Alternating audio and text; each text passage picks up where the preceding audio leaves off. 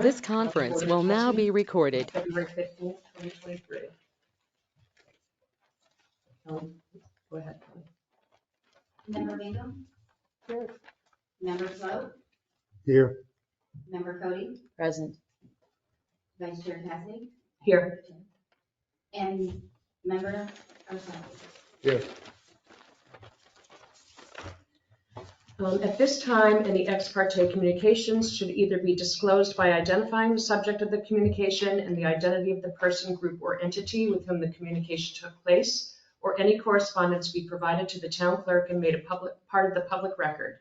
In addition, each member of the commission may identify the existence of any investigations or site visits he or she has conducted, or any expert opinions received, and disclose any conflicts of interest on this matter. Should we start with you, Betty? I did go and look at the property, and then I also came up and asked the town to give me these big drawings so that I could read it, because I could not read the small print on the ones that we were initially supplied. Okay, Marianne. I did go by the site, look at it. And I appreciate Betty. These are our old tired eyes. Nick? Yes, I did stop by the property and looked at it, but I didn't speak with anybody. Yeah, I visited the property twice and could not see the pool, so I asked the owner if I could walk the property. And I walked with him and we saw what existed, and he indicated to me that there was a good deal of foliage surrounding the pool pump and sent me a picture which I gave to the town clerk. Put your microphone on. It's on. Oh. Okay, good here. It gave me a photo of the foliage which I gave to the town clerk. Thank you. Okay, I emailed the owners on Sunday afternoon. They called me and invited me to come see the property. So I did that, and then I spoke with the town engineer yesterday, exchanged text messages actually, because I wanted some engineering drawings from when it was originally submitted.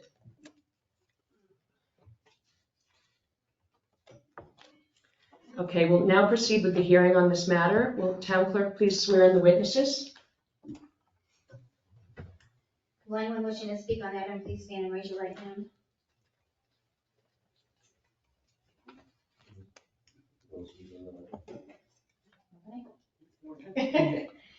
Do you swear or affirm to tell the truth, the whole truth, and nothing but the truth? I do. When you are called forward, please state your name and address clearly for the record and whether or not you've been sworn in, and speak directly into the microphone. The town staff will now make its presentation on this matter. Good morning, Chair, board members, Corey O'Gorman, Town Planner. In your packet was the town staff report.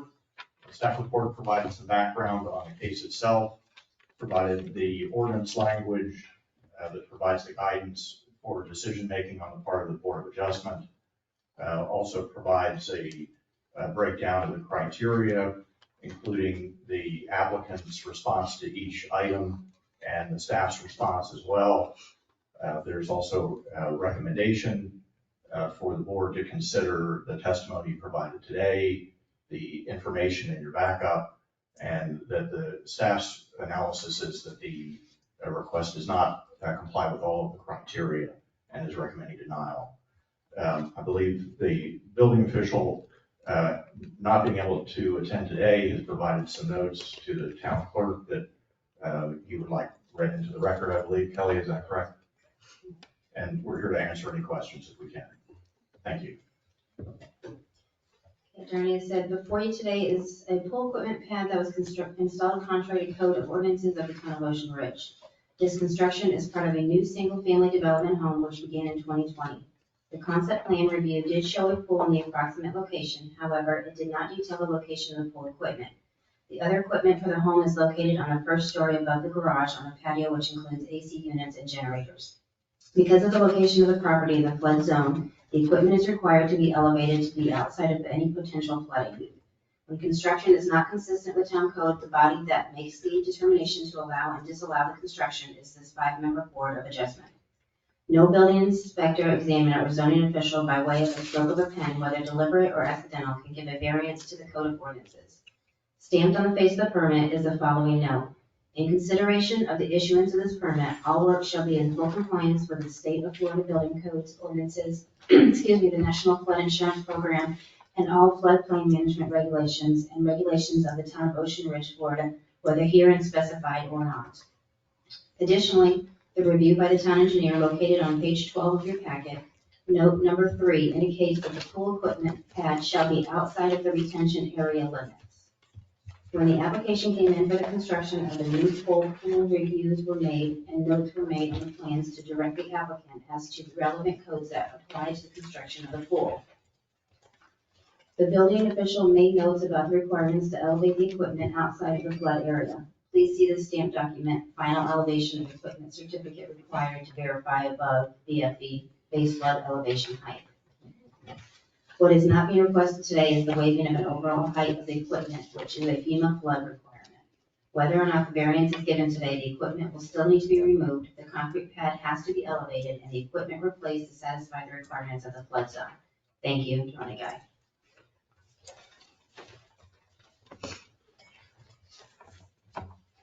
The applicant can now make their presentation on this matter.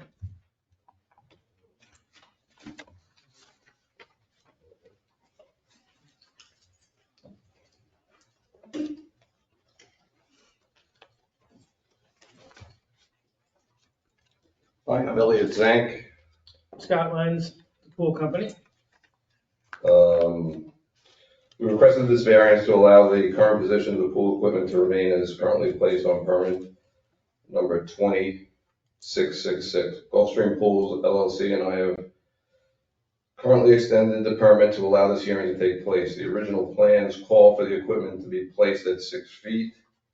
They were approved and stamped by the town. These plans are in your possession. Gulfstream Pools LLC placed the equipment in the approved position. The contractor relied on the approval plans to construct the pool as a determining factor for all of his construction. This company builds pools in multiple municipalities and is highly reputable. When this issue first came to light, he informed me that most setbacks throughout Palm Beach County are at 5 feet for pool equipment. So the engineering did not raise a red flag to him. The equipment pad is now at 6 feet 4 inches with the actual equipment another 8 feet or 8 inches off the edge. So that's making the functioning mechanical components 7 feet from the neighbor's property line. The pool was inspected numerous times before going for final approval. At no point during the numerous inspections did this issue come up. Had this issue been raised early in the process, then correction to the problem would have been done, and we would not be here today. It had passed all inspections at that point. Upon requesting the final CO for the pool permit, Mr. Guy returned his comments to us, indicating that the pool equipment was in the wrong place. It needed to be placed at a 10-foot setback per code. I am certain that this issue come to play. Let me move on. Moving the equipment at this time would require major reconstruction, including but not limited to relocating the pad, relocating the electrical, plumbing, artificial grass, and landscaping. Redoing all this work would be extensive and extremely expensive. As I'm sure you all agree, you're experiencing construction and reworking a sealed system that is fully functional would require more than just moving equipment. It would really more than likely open a can of worms with future failures of the entire system, and that would constantly be a problem for us. The equipment is surrounded by landscape materials in a cocoon of clusia hedges. It is not visible to any of the neighbors. It is quiet and does not sit on the west homeowner's livable area, but rather their septic field. Furthermore, the equipment is placed in what would be consistent with code for the placement of a generator.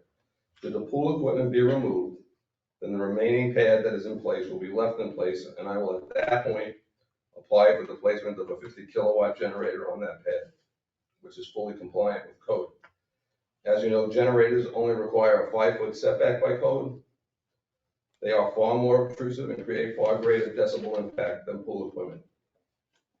know you'll probably discount this as being pre-existing and thereby grandfathered in, but I'd like to record, I like to place this in the record, that the neighbor's pool, which on their as-built survey says it's 5 feet from my property, is actually under 4 feet.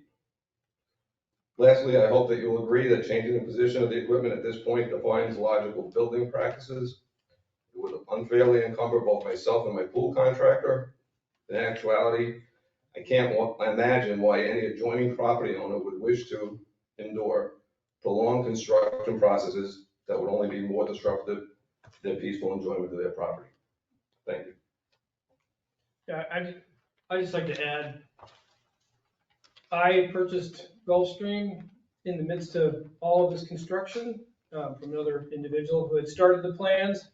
He'd been in the business for 25 years, worked with all the plans, set it up the way they need to be set up, approved by an engineer, step by step. We produced the pool, but we got to the very, very, very last step to get the final, and that's when everything came apart. We could not figure it out. It would have been very simple to move a pad over 4 feet. Like, now that's one part. The other part is elevating it. So as Elliot just explained, as the pad where it is currently today, it's very well hidden. You can't see it. It's actually lovely. You get into what they want to do, which is to raise it 2 feet. You're going to have a filter standing up above the calusas. It's going to be enormous. I actually took a measure, and it's almost 7 feet tall when you add the pad on there. So what's the worst of 2 degrees? One is trying to hide it and not have it become an issue. The other is to elevate it, which quite honestly makes no sense. Just structurally, it makes no sense. But the frustrating part for me and my team is that we followed the plans. They were stamped. We had people come out and not a single word until we got to the very end. And it's like, oh, you got to move all this stuff, which is, I would consider not fair. Let alone, really, there's no intent purpose for it. So that's all. Okay, thank you very much. Thank you. Would any other member of the public like to speak on this matter?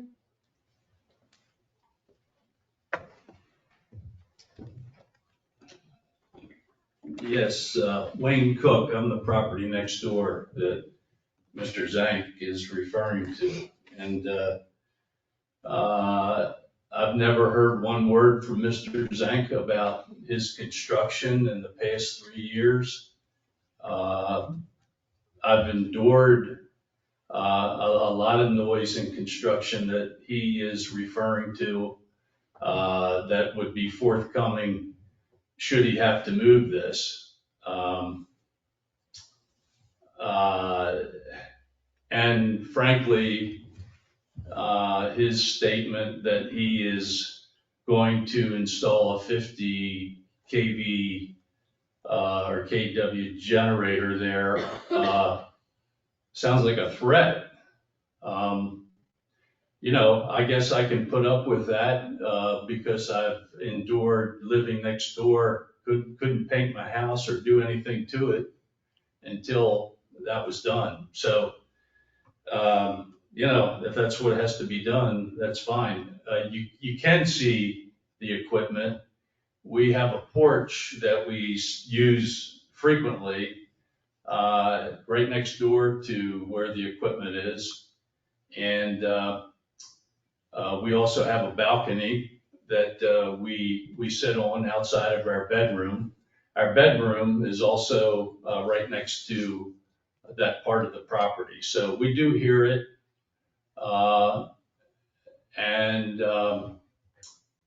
You know, it's not something that we enjoy looking at. So I just wanted to let you know what the facts are, and you have to do what you have to do. But that's the case, and I walk up and down, all up and down Ocean Boulevard and Tropical Drive and the other places. My equipment's in the back. Everybody else's is in the back of the house where no one can see it. So why he chose to put it right there, next to our property up front. I don't know, but anyway, that's what I had to say about it.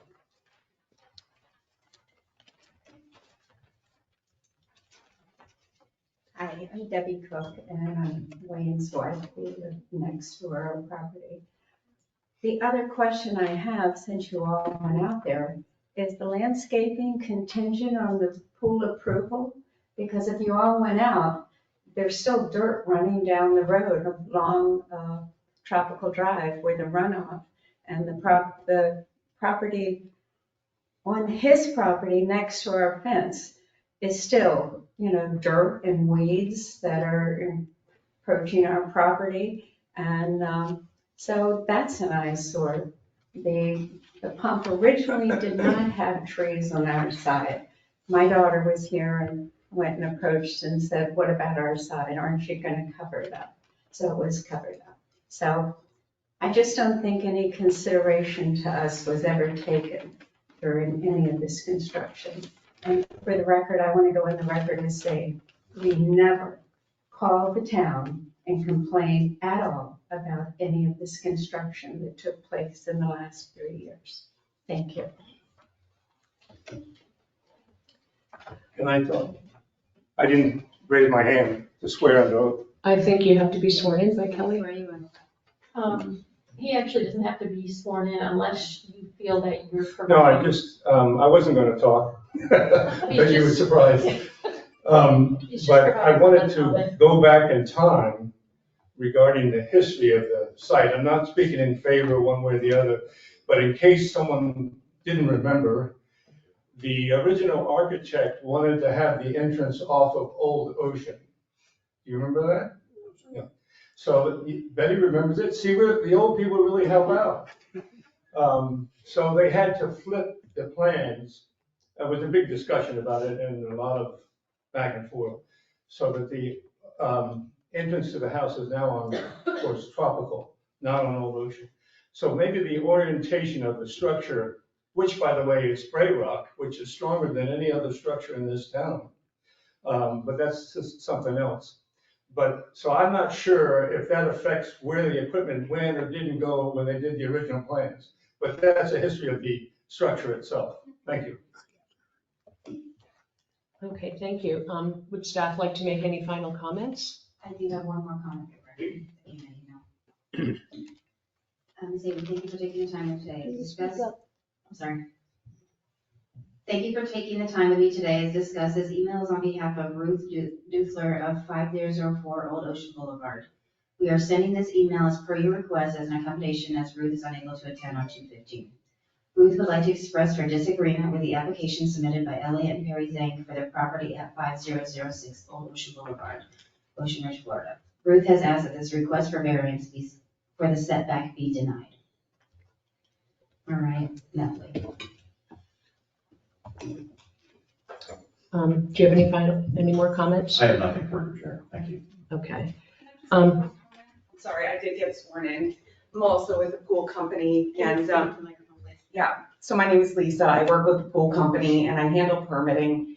I requested a hearing with Robert Blanchett, the inspector, and Mr. Durrani Guy with regards to the concerns on the approved permitted plans as they were to be built. The reference to the stamps that are put all over plans that are generic should not be something that takes greater consideration than the detailed drawings that speak to setback requirements as approved by zoning, Manny Ramirez.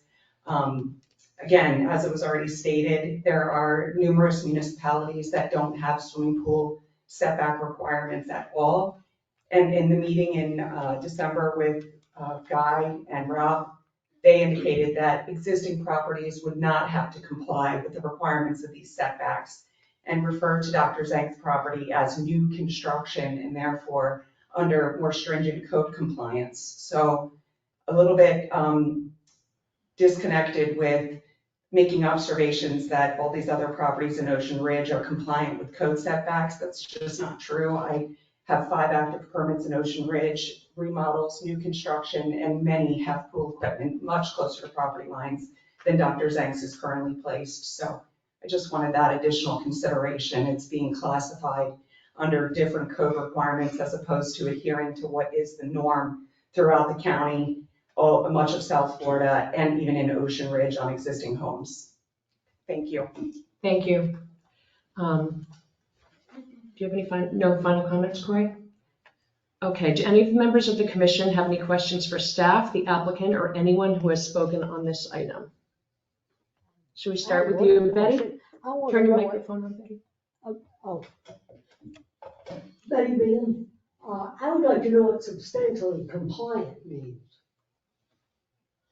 It says that the work done was substantial compliance.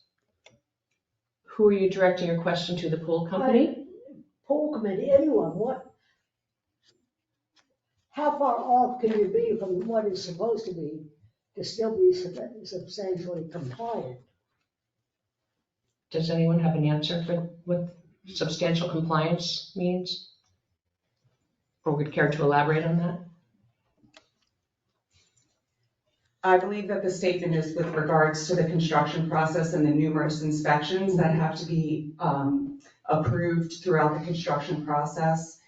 As it's been stated on a number of occasions, we had many inspections, underground electric, underground plumbing, structural, completion. It was at the final permit closeout tie-in survey that it was brought to the attention that the pool equipment was dissatisfactory. So substantial compliance would be the entire build process being approved at each phase of the required inspections. And all phases with the underground fixtures in the proper setback, or would they have affected? As the placement of the equipment is currently located, all of the plumbing was built to plan as approved. So those plumbing and underground electrical lines were feeding exactly to the placement. There wouldn't have been underground electric or underground plumbing 4 feet farther away from the property line than where the plumbing lines were run to the existing location of the equipment.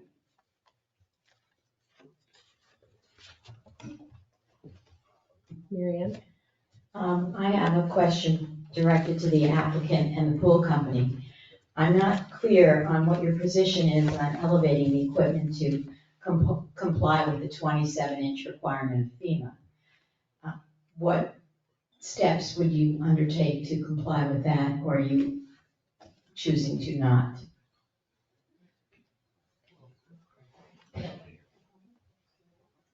Get my exercise today. So we'd have to build the pad up. So when everyone was talking about, seeing the equipment and the visibility of it, now imagine a pad that is ground level is now going to be 27 inches taller. So we're going to have to build that up to a slab, a monolithic slab.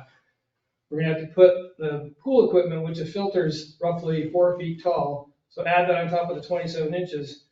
You're talking about making it egregiously visible. It's 7 feet tall. So it elevates the pump, makes the sound more resilient because it's going to be higher.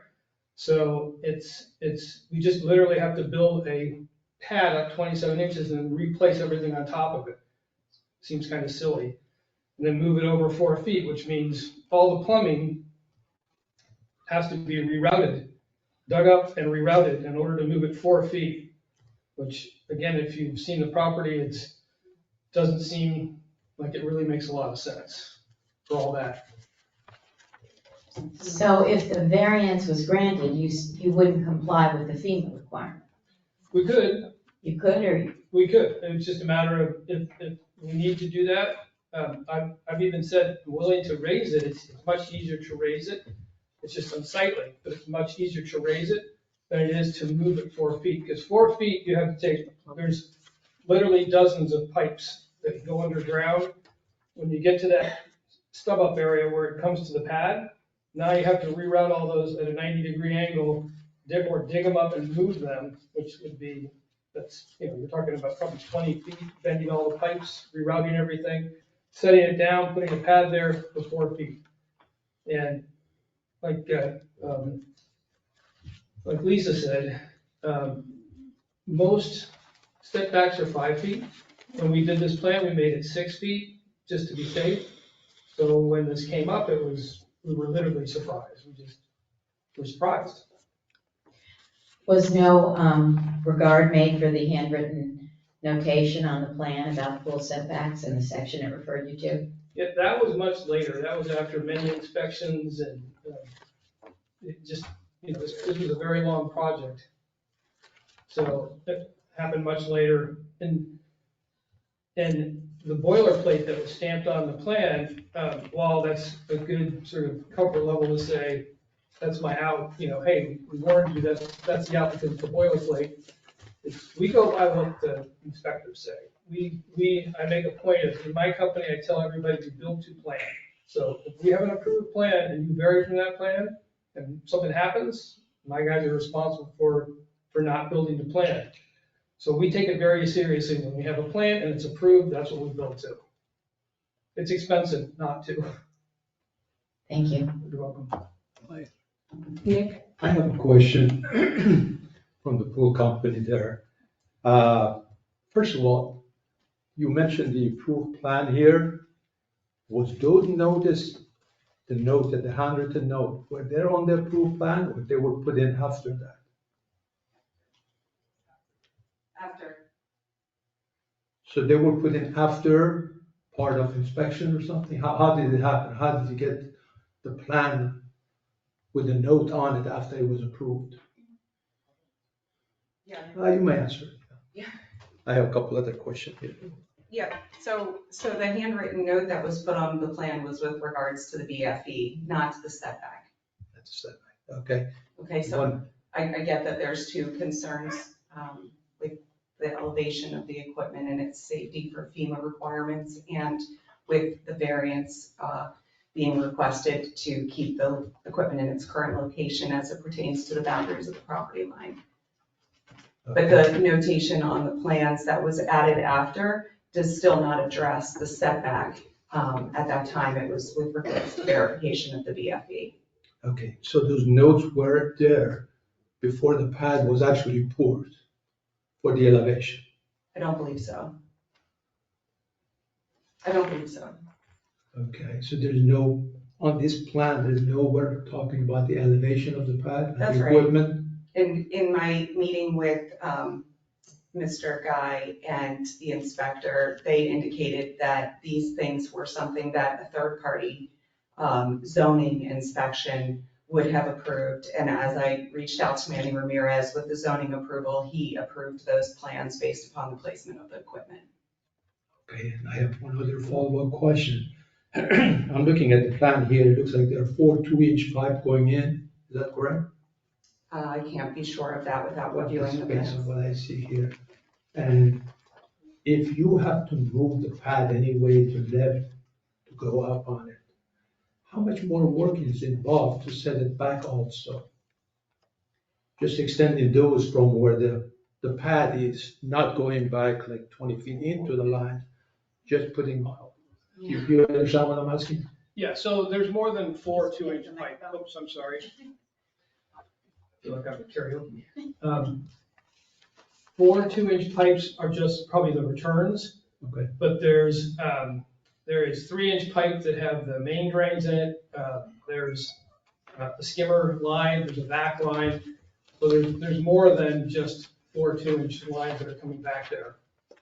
But if you would like, I can show you a picture of the equipment set. But yeah, to move that, so imagine everything, especially in hard PVC, and then you also have the conduit for the electrical. So there's a whole series of electrical chases that go in there as well in the same trench. And just to also be clear about one thing I think that we didn't mention was, to the right of everything is a swale. And that swale we couldn't put anything into the swale. That had to be kept clean, so everything's moved over tighter to the pool.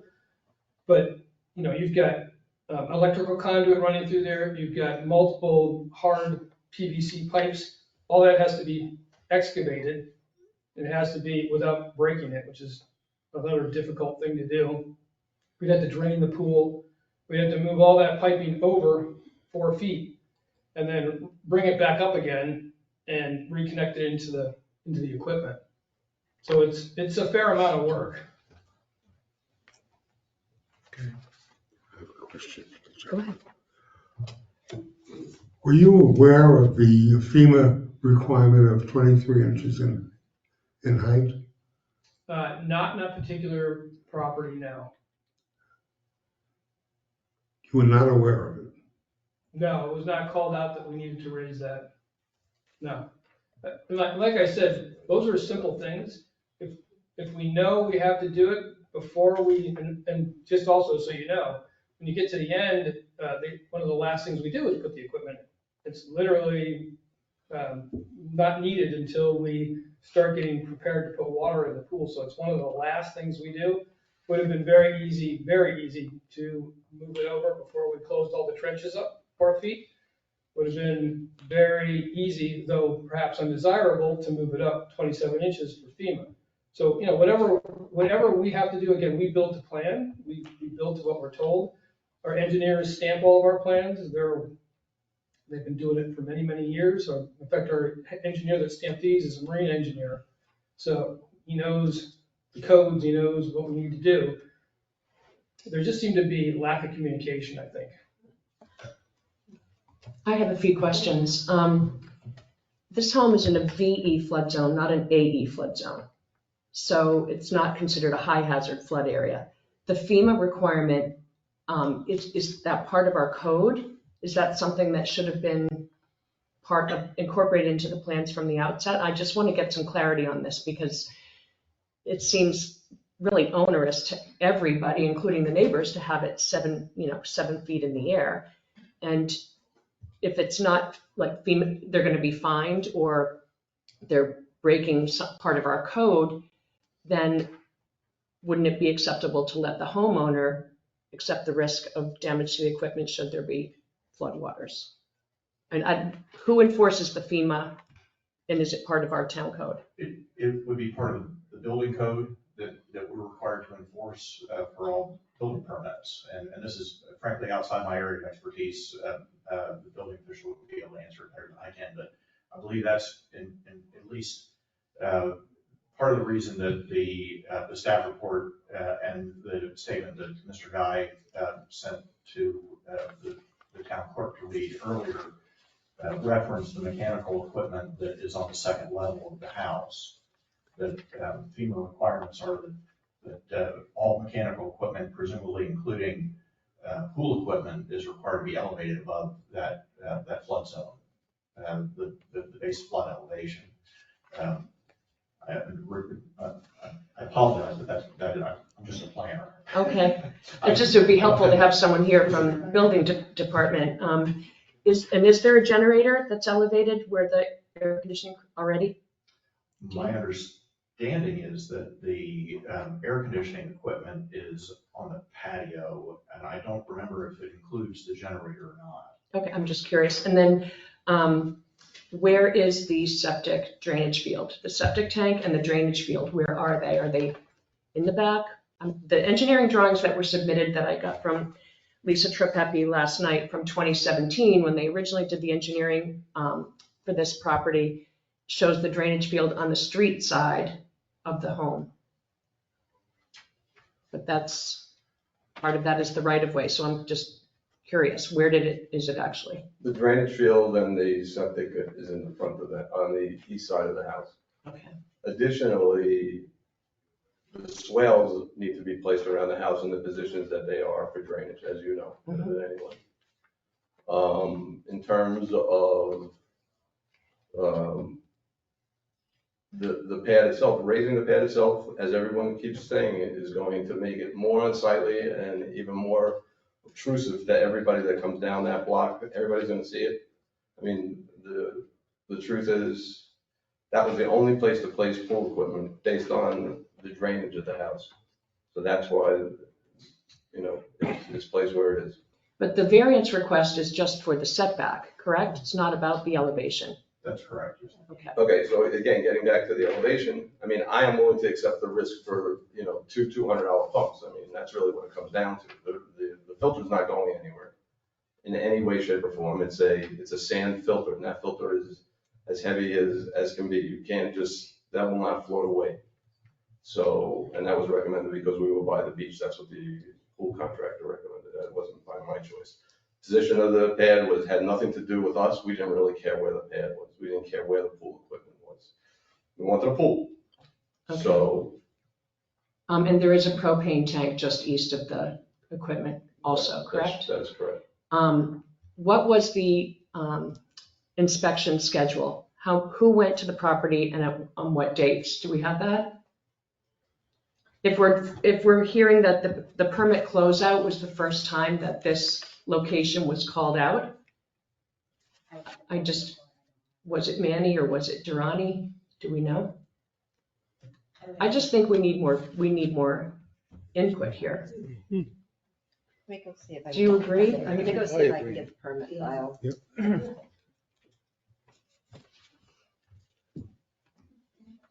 Can you give me some update on the FEMA, since you were asking questions? Sure, have you been sworn in? Let me be sworn in. Do you swear or affirm to tell the truth, the whole truth, and nothing but the truth? I do. Martin Wischolek. I'll give you some background on the FEMA. The FEMA requirements, first of all, it's not part of the application, so I don't know why you're even taking it into consideration. That's not part of what you should be doing. It's very clear what you have in front of you, that's what you should be doing. But as far as FEMA requirements are there in place, they're set by the federal government. Federal government mandates what we need to do. Based on that, we get our FEMA ratings. The FEMA rating is what we have for the entire town. That's a rating that pertains to all of our properties, all of your properties, my property, everybody's property in this room, everybody in this town. Our rating dictates what risk zone we are. The risk zone determines how much money you pay. If you go and you basically say, no, we disregard what FEMA does, our risk rating goes down. When our risk rating goes down, you all, me, and everybody else in the room and everybody in this town will pay more money for that. That's why it's in place. That's why you need to keep FEMA ratings. That's why we're very, very observant with our FEMA ratings. I understand that. My point was just that you and I are in an AE flood zone, high hazard flood area. This home and most of the properties along the dune are not there. Yeah, but their houses, when you look at the property, again, all of you have been out on the property, you look at the property, it sits halfway on the dune, and then it comes down. There's a steep slope on that property. The only reason why that house could be built the way it was built is because there's a steep slope on that property. By the time that you reach the lower part of that, I'll bet you if you ask Mr. and Mrs. Cook where their house is, which is about on the same level as that pool is, their house is probably in a high risk. No, it's in an X500 actually, which is even less. If you Well, look at the FEMA, I either looked at the way, FEMA map if this morning. FEMA has a requirement, we need to abide by it. Right, no, point taken. Oh, can I ask a couple questions? Every town is different and has different setbacks. Are contractors not required to check the rules and regulations of setbacks in the town? Madam Chair. Madam Chair, yes, this is Christie on behalf of the town. From a legal standpoint, the responsibility for compliance with the code ultimately falls to the property owner and their contractor or design team. Thank you. Does anyone else have questions while we wait for Lynn to get back? I just want to comment on the inspection. Even though we get the result of the inspection, the plumbing inspector who goes and look at the plumbing stuff doesn't really take a measurement and make sure the setback is there or not. The plumbing inspector just check the pipes are good, not the setback is met. And all the other inspection, the final inspection is where everything is crossed. Everything has to be looked at. And that inspector is the one to look at the setbacks, look at the plumbing, look at electrical and everything else. And I believe even if you get the history of the inspection could have been done a year ago and passed as to the plumbing, as to the electrical, but not the setback. My question was more of who was conducting the inspections? Was it consistent all along? And That part, I don't know. Yeah. Normally, small town, they do have the same inspector, but if you go at Palm Beach County, they have a different plumbing inspector, they have a different, the electrical inspector I and so believe forth. Durrani's the one who does those. That probably, inspections. but still, even that, if the purpose of inspection was to come in and do the inspection of the plumbing, that's not required. The inspector, whoever he is, to go in there, take a measurement. That's and also when the property is under construction, the lands are not drawn because you got dirt everywhere and all that. You really don't know where the property line is. Even though if you have a tape in your hand, still you wouldn't know how far along that pipe is from the land. So that's something I would agree that is the contractors. And when they do, they have to make sure everything is in compliance with the requirement, with the setbacks and so forth. Kelly, do you have a comment? I have one more comment I'd like to make. Okay. Ocean Ridge does have its setbacks, and we are probably more strict than a lot of towns around, but that's because we'd like to keep Ocean Ridge a small, friendly town. We don't want it to become Miami. And everybody thinks they can push setbacks just a little bit, and then the next person says, well, you allow this setback. I think we need to start being hard and fast on our planning and zoning rules and setbacks as a general rule. Just one clarification of comment on that. It's my understanding, and again, I submit all the permits to all the municipalities. When the plans are submitted for review, zoning is always one of the disciplines that review plans as they're submitted. This review process, some municipalities take 3 days, some take 3 months. It is effective that we have granted permission to build the pools that we construct to plans based upon the many disciplines that have approved what was submitted. These plans were submitted showing 6 feet. You know, you have overlapping layers in many different communities, even within municipalities, that add to setbacks, that reduce setbacks. There's plat overlays that go to the county level. The review process for those that are responsible for approving the building plans as submitted should be the ones that indicate to the contractor whether those plans are buildable as such or not. And again, these plans were approved with the designated setback clearly indicating 6 feet from the property line. Can Robert lend anything to this? I gave Christie the permit file, and Rob did do some of the inspections on the pool, so I did have him come in. But I'll let Christie look through the permit file first, and then we can go from there with the questions. Thank you. That's where I wanted to make my comment, was the fact that a lot of times between Durrani and Rob and a third party that does the inspections based on case loads. So it could be a combination of different people doing inspections.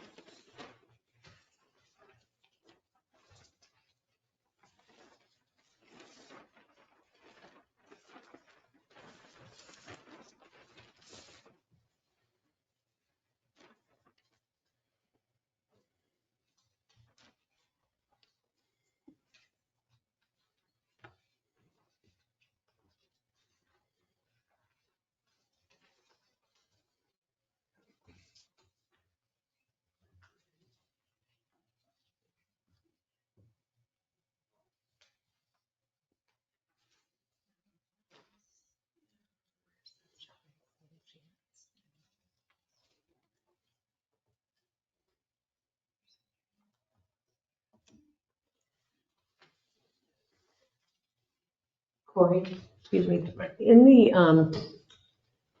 the application, you mentioned a form board survey. What is that survey?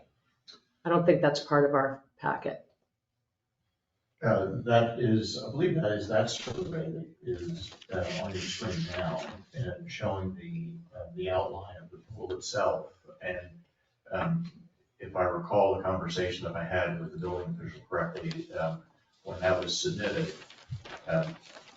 it of course doesn't show where the paths be proposed for the equipment. And presumably could have been caught at that point if that was happened. But the form order survey is the survey that's done before any pouring is done for concrete.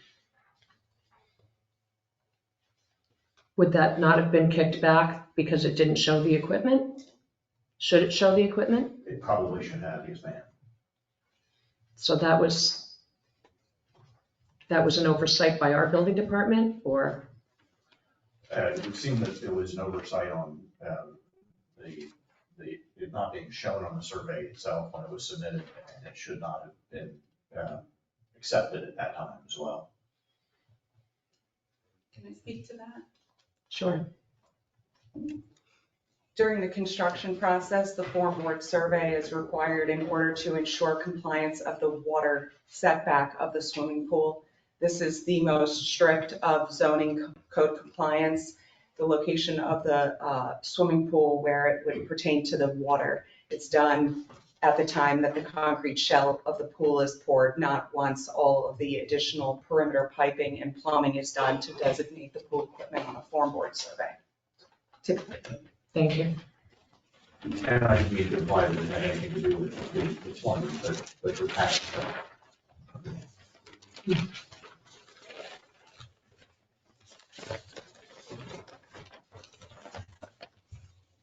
Rob, do you have any idea when the form board survey was completed? And I,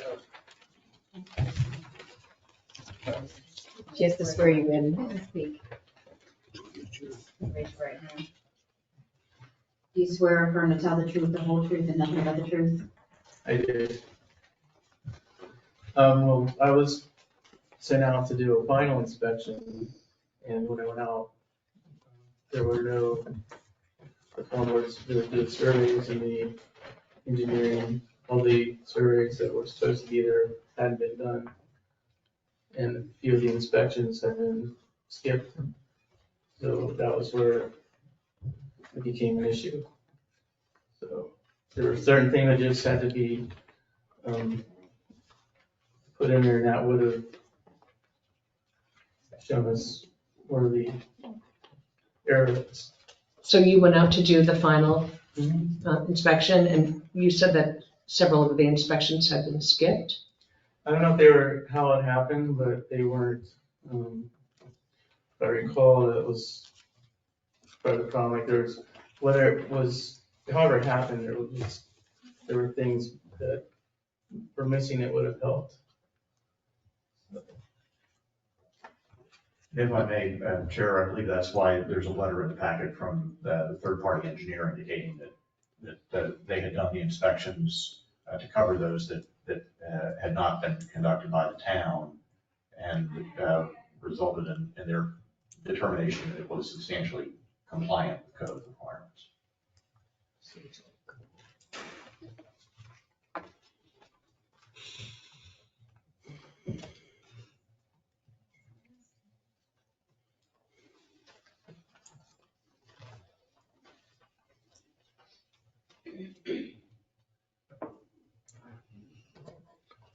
I have a question. I'm sorry, go ahead. You mentioned that the engineer actually signed on it and say that all the inspection that there was messed or whatever, they were in accordance based on pictures provided or whatever? Is that what it was? Yes, sir. It's a letter from MW Engineering dated 3/28/22 from Mark Weber, signed and sealed letter indicating that, and I'll just read it into the record, that this is to verify perimeter plumbing piping at the reference site. based on review of records and investigation, to the best of my knowledge, belief, and professional judgment, those portions of the project outlined above are in substantial compliance with the approved plans and meet the requirements of all applicable codes, including the applicable Florida Building Code. And there are photographs attached. Okay, and the code, part of the code was the setback requirement there too, that he did confirm that was done? It doesn't, excuse me, it doesn't indicate that in the letter, but it says this is to verify perimeter plumbing piping at the reference site. Though it doesn't indicate specifically any setback requirements.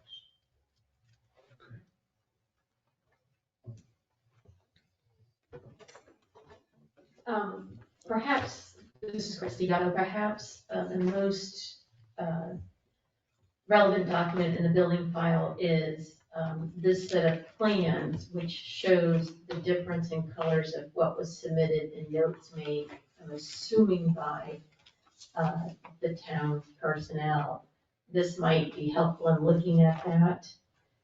Otherwise, the building file doesn't have the schedule of inspections or anything like that. It's more of just the initial plan submittals, correspondence regarding the initial submittals, but nothing relevant that I would find to the issue at hand in terms of when was this brought to the property owners and the contractor's attention.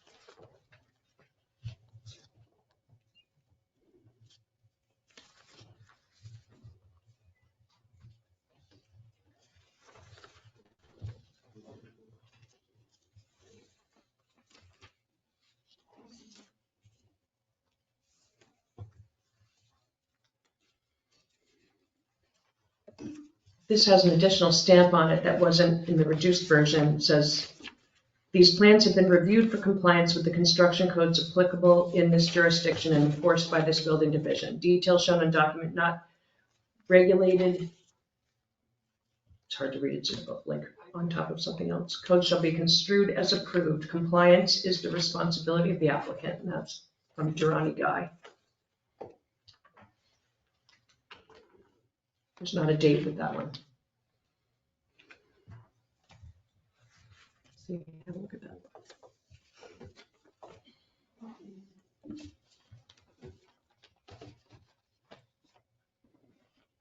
And just, Madam Chair, if I may clarify one point, 6450 subsection A is a separate code provision that deals with location of exterior residential equipment and accessories. On the corner of those plans, the reference to the 5-foot setback is specifically as to the swimming pool itself. So just so it's clear, there's two separate provisions you have to look at in designing a pool. One is where the pool can actually go, and the other is where the accessory equipment can. And I actually had to call Lynn last night and say, where does the code address pool equipment? Because when you put it in the search bar, pool equipment, plumbing, it doesn't direct you anywhere. And I'm aware of the 5-foot setback for the pool and for accessory structures. So I thought, well, maybe it's accessory structure. And then Lynn pointed me to 6450, but it's not together. So there's, down the road, we should have some directing from the pool, the swimming pool part of the code. There should be a reference to the pool equipment.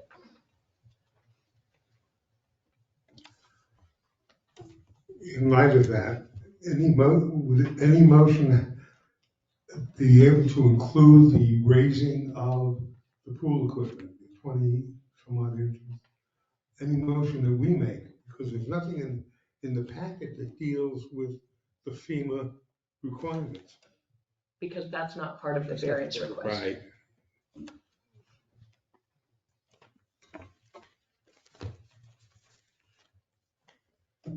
But I would assume you could condition that on compliance with FEMA, couldn't you, a variance? Yes, if. If that wasn't what you're saying. So perhaps we just should ask if we have any more questions for staff, for the applicant, or anyone else before we close and discuss amongst ourselves. I have one more question for staff. Okay. And I'm trying to find out, be clear here. The reason for those missed inspection, was it because the contractor didn't call the town for inspection? Or was it because the town didn't have time to go and do the inspection? Sir, I don't know the answer to that. Does anyone else on staff know the answer to that? Wasn't there a change in, like, weren't you, didn't you take, so your He's the planner. Sorry. So that, like, there was a change in contractor, I think, with this, or? No. I'm trying to remember, Hey. okay, so, It might have been the change of the pool contractor, but right, that's what I'm saying, wasn't? yes. There wasn't. No change. There was no change in the Okay, all right, never mind. I thought there was some confusion. No, it wouldn't have been because the town is short-staffed, we don't miss inspections because of that. That's why we have a third-party contractor that fills in when our building official and then Rob are not able to cover inspections. So we don't have a clear answer on what inspections were missed or when. Not at this time, no. Not without going into the system and not without the building official here. But the engineer letter should pretty much cover all the missed inspection, because that's what the engineers say, that he has looked at the record, pictures provided by the applicant, the company, the pool company and everything else. Based on all that, that's his belief that everything has been done proper. So that letter actually pretty much cover all the inspections that they were missed, if it's accepted by the town. I don't believe there were any inspections that were missed. I believe that the pool contractor actually went line by line and had every inspection done at completion, by the time there was completion. And the only time that we were notified that the pad was too close to the neighbor's property was when we went in for the final CO on the pool. So, you know, it should have been picked up somewhere along the line. So when you requested inspection, actually the permit was signed by someone inspecting? Yes, I could have brought the permit with me. I mean, it's at the house though. Kelly's gonna go get a printout of all the required inspections and whether they were completed. Okay, thank you. I have one more question for the staff in our packet on the criteria for granting the variance, item 2, that special conditions and circumstances do not result from the actions of the applicant. The applicant's response is that the contractor placed the pool equipment exactly where the approved plans show them to be placed. My question is with the staff response. I'm not clear. It says the plan error was the result of the applicant's consultant, comma, issuance of the permit based on the erroneous plan was by this town staff. Yes, ma'am. What I was trying to say is that the plan should have been corrected and it wasn't when it was submitted, and the error should have been caught, but it was not. So you're saying the error was on the town staff's part for not correct? On both parties. Well, one in the submission of the plan. Yes, ma'am. And 2 in not catching it. Yes, ma'am. I wasn't clear on what that was. Thank you. Yes, ma'am.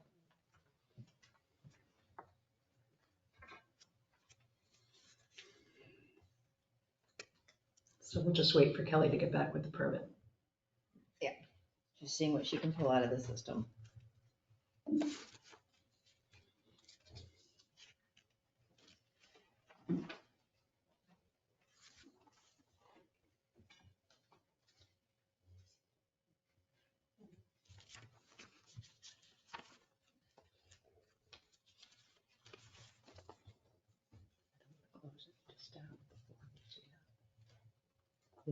Yeah. Can I say something? Oh, we're waiting here.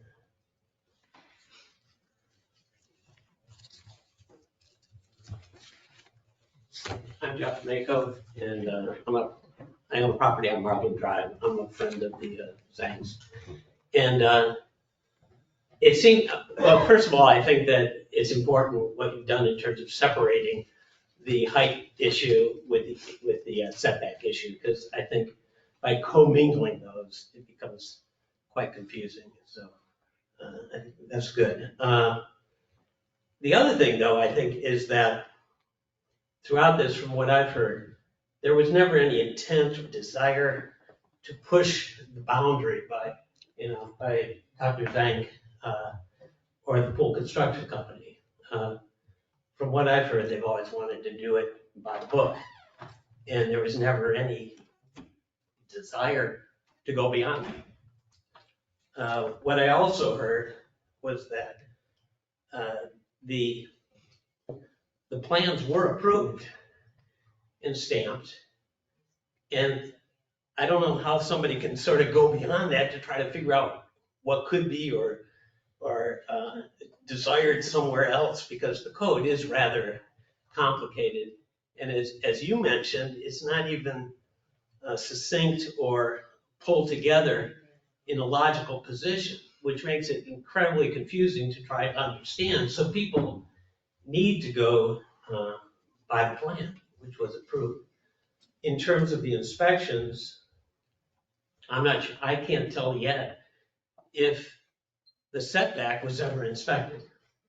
And it's not clear to me whether that was confirmed or not, but it seems to have been implied by all the inspections that were carried out. And I don't know how a property owner or a pool construction company could go beyond that and say, and come up with a different conclusion. And I think all those are fairly relevant facts.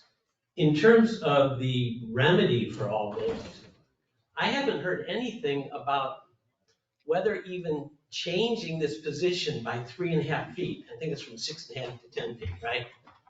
Does that even affect the decibels? I mean, when I think of pool, at least my pool equipment that's covered in shrubbery, if I moved it 3.5 feet, I don't think the difference in the level of noise would even be perceivable. You know, it wouldn't even notice it. So there, I don't understand that remedy. And then I haven't heard anything else also about the visibility of the pool equipment. If it is totally encased by landscaping, who knows? Moving it 3.5 could make it more visible. So I don't know if that's a remedy either. So on all accounts, I think I would ask you to take all that into consideration. And, you know, where are the pool construction company or the owner applicant, where are they at fault at all? And second of all, what is being considered doesn't even address the potential problem. And what are the unintended consequences of if something were to be done? Because as soon as you start ripping things apart, things just happen, right? And they often end up, as we all know from our own home repairs, we start a project, right? And it ends up worse than where we began. It's like, oh my God, why did we do that? So I would just ask that, you know, all that be weighed by all of you here. Thank you. I have a quick question. On the original plans, on the original plans, were the amount of the setback marked at 6 feet as opposed to 10? Yes. They were actually marked on the original plans? Yes. The ones that were approved by Manny in April of 2021. Well, I see that. I just was wondering whether that was there when the plans were accepted. Yes.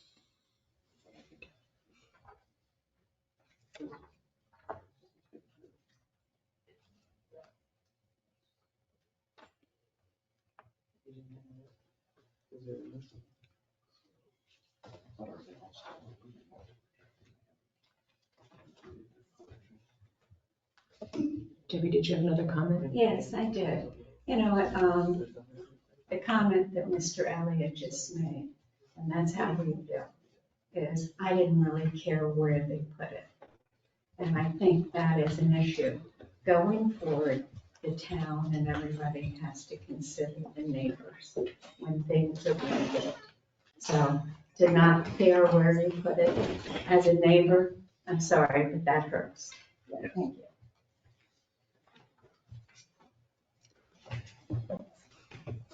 That was not the intent of my statement as to I'm not caring where they put it. My intent was to say that it didn't matter to me where on my property they put it. It wasn't going to be something where I was telling them to put it as closer to my neighbor, to make it as obtrusive, to make the noise level as high as possible. I wanted it to be placed where the town's code requires it to be placed. And that's where, that's what we submit plans. We submit plans to the town, for the town to review the plans. And then after reviewing the plans, then build the project. We're approved. The simple fact is, contractors rely on different towns for their particular code. And by doing so, they place the equipment and the pool according to those code requirements.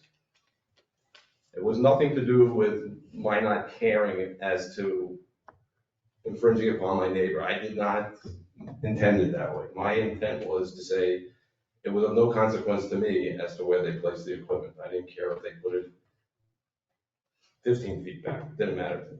That was, I've gone through every requirement in building this house according to town code. That's all I required of my contractors, pool contractor. It was all the way through.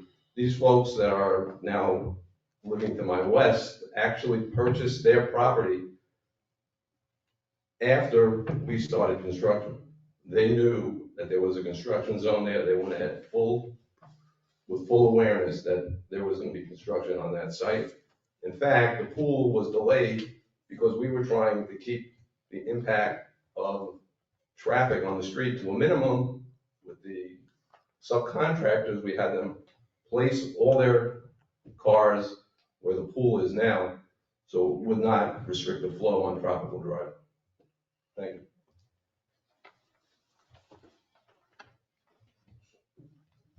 you. Maybe I could address your question about neighbors' concern. The plans clearly state that the improvements shall not adversely impact adjacent lots. So by stating that, I think there is consideration at the time of approving plans that it's not affecting the adjacent lots. There is also another disclaimer by the town on this plan. In consideration of the issuance of this permit, all work shall be in full compliance with the state of Florida building codes, ordinances, the National Flood Insurance Program, and all floodplain management regulations, and regulations of the town of Ocean Ridge, Florida, whether herein specified or not. So I think that it's probably a pro forma stamp, but it is stated that you do have to comply whether or not the ordinance has been identified or not, with all the ordinances of Ocean Ridge, as well as the FEMA requirements. But we're not being asked for a variance on FEMA. No, we're not, but we're being, that is one of the arguments that the town uses, is FEMA, that the pad has to be replaced anyway because of FEMA, or has to be done over because of FEMA. That is an argument in the town's response. That's why it becomes relevant, because that's part of the town's argument. Do you see what I'm saying? Yeah, so they would have. That they're saying likely they have to do raise it anyway. But yeah. that's not rerouting all the plumbing and electrical under the ground. That's just raising it and Right. extending the pipes. Yes. Is there anything else to be considered in there, Christie? Madam Chair, we're doing one last review of the system because the initial paperwork that printed out from the system showed that there were mostly open inspections, that had either failed or were still open on this project. So he was gonna go double check to see if there's further notes about inspections that had occurred earlier that just weren't closed out. So that's what we're working on, the latest look in the system to see what the notes are. What's the definition of an open inspection? It was done but not recorded, or it was done and failed, or? That's what both the clerk and myself looked at it with the planner, and we don't know from a building standpoint if you fail it, it stays open, or if it was never done, it stays open, or if they just push it off. I just don't know. In any of the paperwork, was there any mention of the setback? In the inspection paperwork? No. You didn't check the setbacks at all? I didn't review the plan during the building permit. That was done by someone else. Setbacks are 5 feet for the water, and they're well within. Oh.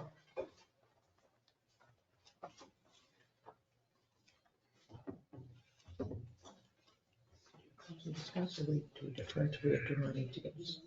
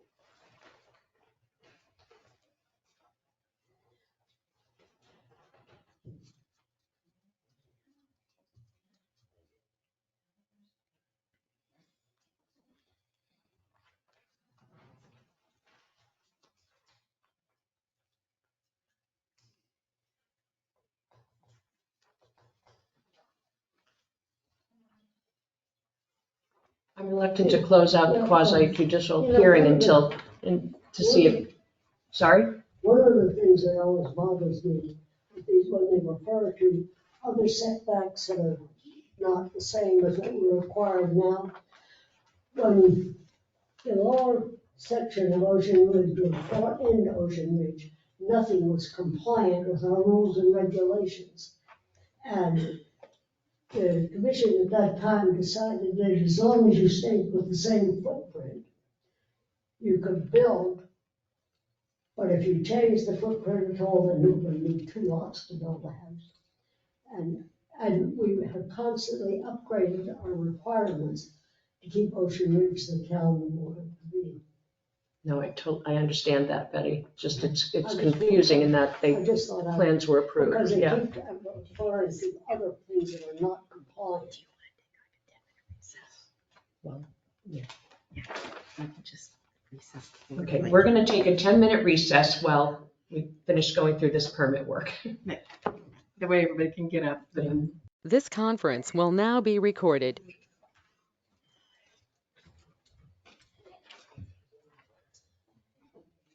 So did we learn anything? Yeah, Mr. Blanchett has some information.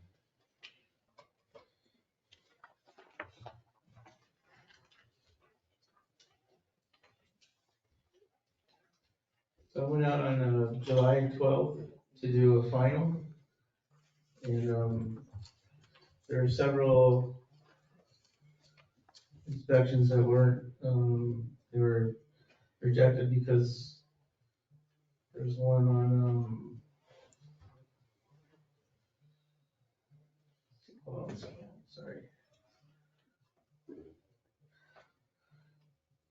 Pool piping failed on 7/12/22, no access, gate locked.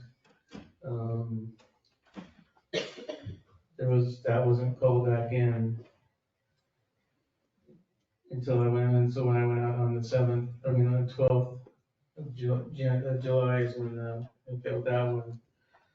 That was what was the engineer affidavit for that, and there's a few others on here that.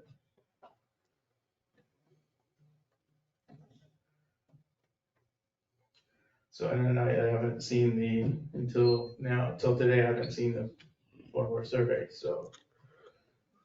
Or the affidavit. So, Mr. Blanchett, based on your review of these records, when you went out on July 12th of 2022, were they ready for their final inspection? No, they were not. Okay.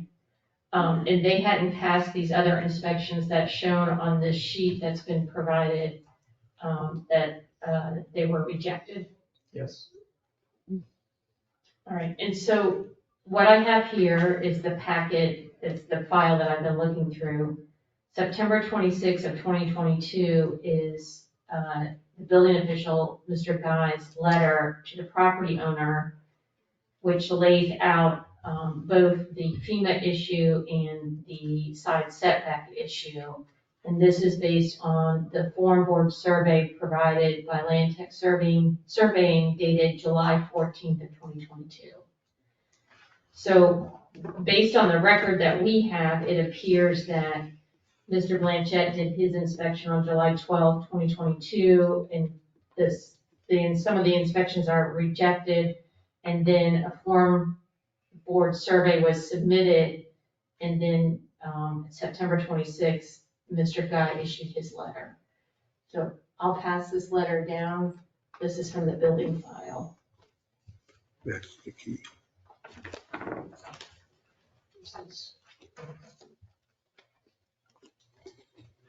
So Rob, why was on July 12th, patio pool deck slab rejected? It says missing survey. That was the form board survey? But then the form board survey was accepted, approved? We had. Is your mic on?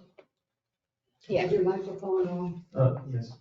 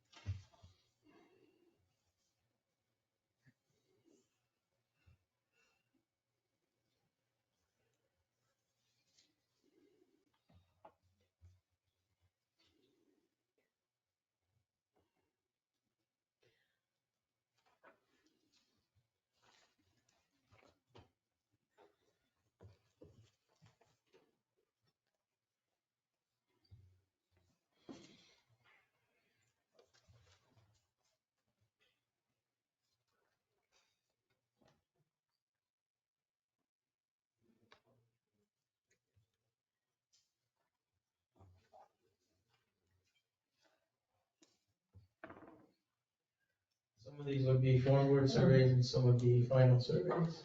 So we would need both of those in order to do, when we got to do our final inspection. So that's why it chose, some say survey, some say form board survey, some say engineer affidavit, which would be the inspections that were covered up before they could be inspected.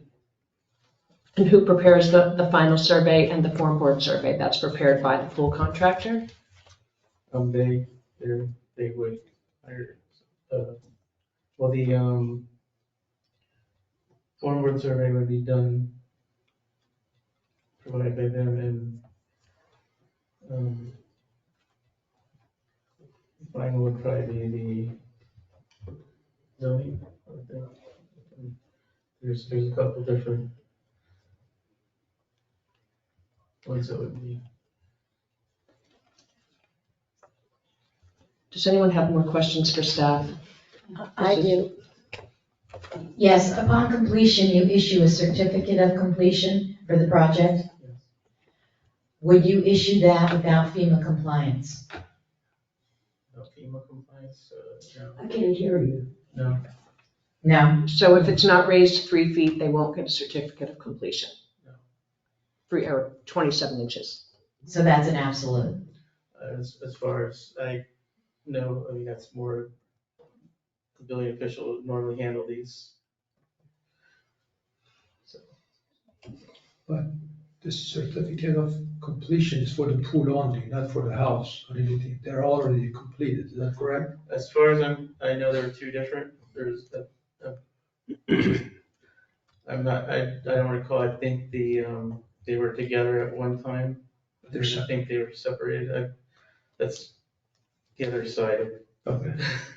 They were separated, I believe, because they wanted to move it, you can correct me if I'm wrong, but they wanted to move into the house and not, Okay. and so then they waited on the pool. So if there are no more questions for staff, you want a few more minutes? Okay. Okay, I'm going to close this quasi judicial hearing. And we will now proceed with comments and deliberation by the commission.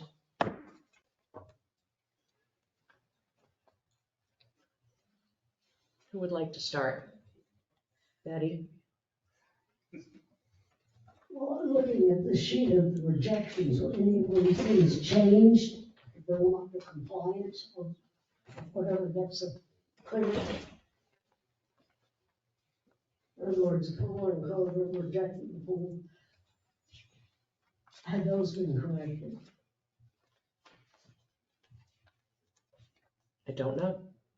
Well, neither do I.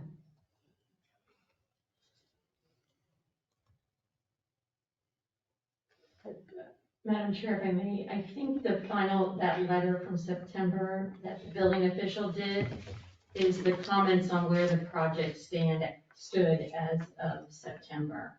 So without knowing more, I think the assumption is that if those issues were corrected, they would be able to get their final inspection. That's what it is. But they're referencing a letter, town engineering conditional letter of approval dated April 9th. Is that included in this package? You need to speak into the microphone. Oh, I'm sorry. A letter, April 9th, 2022. Yeah, have you seen that No. letter? No. What are the conditions that the town engineer actually put in back then? Is the letter there in here? Yes, there's a letter from Ingenuity that's in there. It's fairly early on, I believe. She can find it quicker.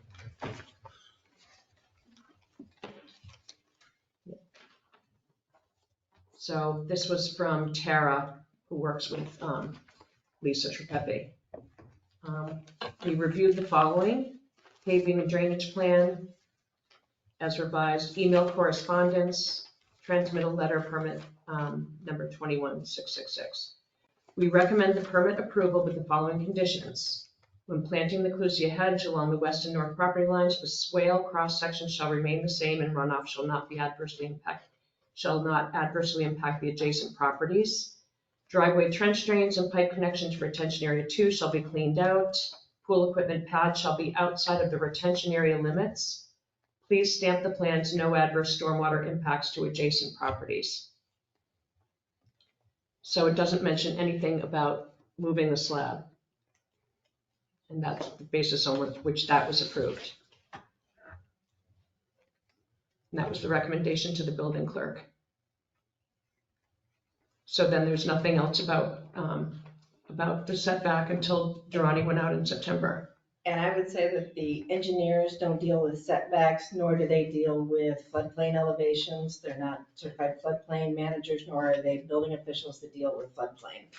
And the elevation that we're talking about, the elevation requirements of raising it is a part of the National Floodplain Insurance FEMA floodplain requirements that were put in place as part of the new floodplain maps issued in 2019 that have been being contested. The contested period ended in 2022. The final comment periods have ended and they have been resubmitted.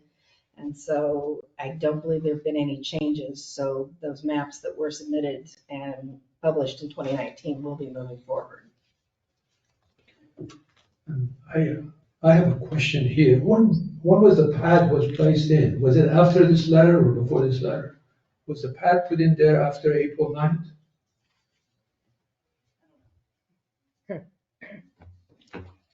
Was not?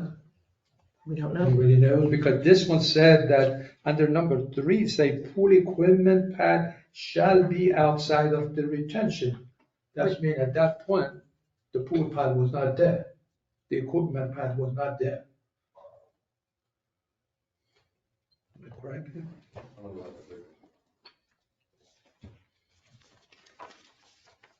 And the retention area, Well, it say out of, but it was not there, obviously. It says shall be. So that's referring to the future. That has to be this conditional letter.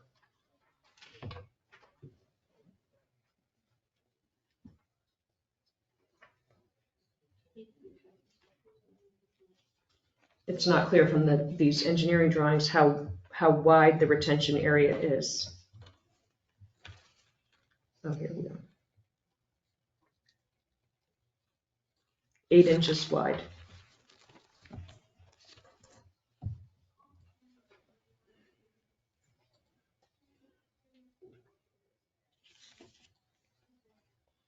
Actually, on the retention area number 1 is a 6-foot wide swale. Retention area number 2 north, the west section is an 8-foot wide swale. Okay. And That should be out of there. yeah, So that right there, it should be more than 8 foot.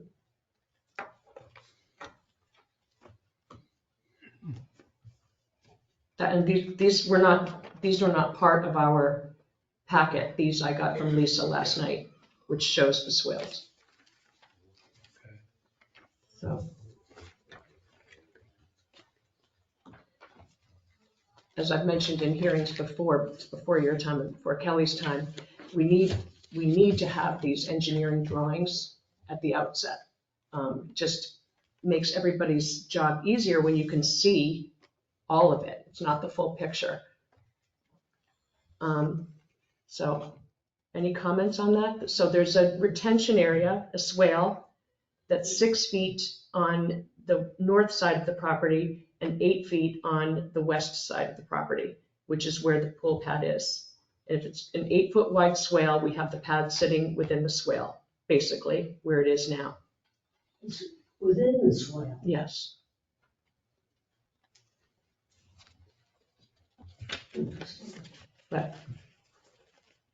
But so is the pool, and the pool setback requirement is 5 feet. How can a pool be in a swale? The pool is not. The pool is well outside the swale, but the setback is required for the pool is 5 feet. So now our swale is 8 feet, and the pool pad, as it is now, is within the swale. You want to see this? It's over here.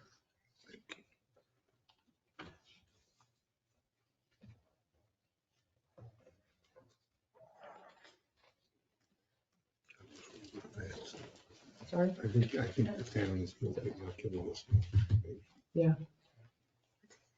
According to our construction work order history, the pad was poured and installed on February 28th of 22. February 22.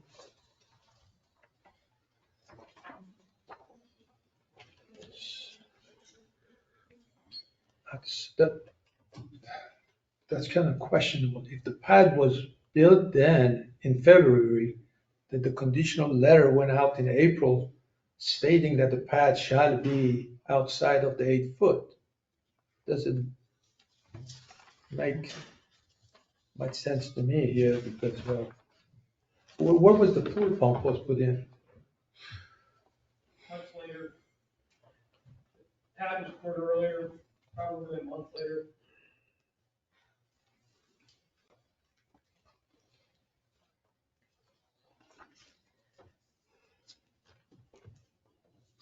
So we have plans that were approved by the town. We have older engineering drawings from 2017 that show the swales that are required, 8 feet on the west, 6 feet on the north. And we have a pool pad that went in that appears to be within the swale. On the west? On the west. No. Actually, I believe that when they did the swales, they compensated for that by making the swales deeper. And if you look on the plans, you'll see that the depth, it states there that to compensate for additional, by compensating with additional depth, you're gonna have more retention. So there's more cubic feet of water now in that swale. So my inclination is to say we need to defer this until we have an engineer here and we have Durrani here, because we're making an ill-informed decision. We had incomplete information from which to do it, and we're trying to put the pieces together and we still don't have all the pieces. Christy, does that make sense? I just feel like we'd be arbitrarily making a decision without all the information. Madam Chair, if this board feels that they don't have enough information and they want to hear directly from the building official and or the town's engineer, you have the ability to defer it, and we will have them be present to explain. I would like to ask for both of them to be present and reconvene when they can add, tell us the whole story. I mean, these drawings are from 2017. So if the swale was changed at some point, then. It's possible, it's just the board has to decide if that's what they want to do. So what does everyone think? Betty, what do you think? Should we defer? I think we need more information. Yeah. Mary Ann? I agree. It would be an easier determination if Mr. Durrani were here himself to explain a lot of this to us. We're trying to fill in the gaps, and I don't think we're doing either side of service. I would agree, especially we need to know about, I agree with the deferring, especially we need more information on the impact on the neighbor. Also, the most affected person in the town. We have to know exactly as far as the noise level, moving it back, how it's going to impact. So I think I agree with it, deferring it. I believe we were given insufficient information to make a decision today, and I would ask the town to be more specific next time they give us a packet. Okay, I think that's decided. We're going to defer this until we have the town engineer and the town building official here. And we would like a more comprehensive timeline when it comes to engineering and inspections. Okay, so We need a motion. I make a motion that we defer this I'll meeting. second. Okay, all in favor? Aye. Okay, this meeting is now adjourned. By the way, on FEMA maps, flood maps have been rejected. The appeal the county submitted to FEMA was rejected last month. So they're trying to adjudicate certain properties along the intercoastal, but it doesn't include Ocean Ridge. Yeah. It's a front page article in the Palm Beach Post. Because I noticed the packet was half the size. Carla And Carla was changing things too when she was here. She had, I met with Carla last fall. I said, we need. This conference will now